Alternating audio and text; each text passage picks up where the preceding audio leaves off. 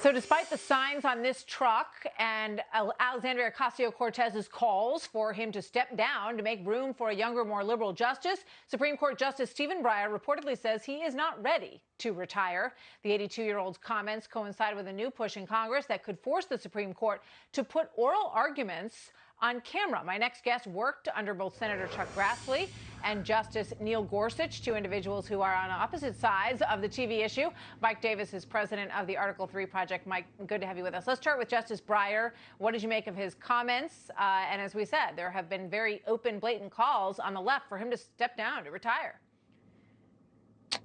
I think Justice Breyer has made it very clear that he's very happy in his job and he's in great health, and there's not going to be anyone who's going to push him out of his job. He said, you know, two things could affect his opinion. One was his health, and then he said the second one was the court, which I think is a little bit of an interesting answer on part two there. Yeah, I think people need to remember that President Biden has said he's going to appoint a black woman to the Supreme Court, and we just saw Judge Jackson elevated from the D.C. District Court to the D.C. Federal Court of Appeals, and so she just got there.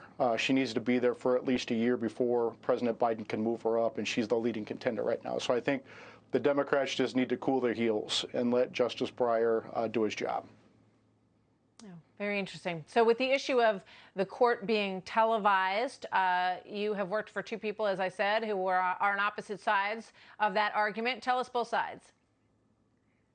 Well, one of my former bosses, Chuck Grassley, Senator Chuck Grassley from Iowa, is the top Republican on the Senate Judiciary Committee, and he has long advocated for cameras in the Supreme Court and in the federal courts. And the reason is that he wants to give access to everyday Americans to build confidence in the court, and so people understand what's going on. We do this in the executive branch, we do this in the legislative branch, and Senator Grassley believes that we should do this in the Supreme Court. There are 439 seats in the Supreme Court, and the public only has access to 50 of those seats. And so if people are lucky enough to get a magic ticket into the Supreme Court, they can go see it. But for everyone else, they can't get in unless you're one of the connected few who can get into the Supreme Court. On the other hand, you have people like Senator Ted Cruz, many of the Supreme Court justices who are concerned that by putting cameras in the courtroom, you're going to turn these solemn proceedings into O.J. Simpson trials. And so they don't want the lawyers acting for the cameras. They want the lawyers representing their clients as best they can for the court. Which way do you think it's going to go? It's a tough call. Senator Grassley generally wins, but you do need 60 votes in the Senate to pass most legislation. So it should be interesting.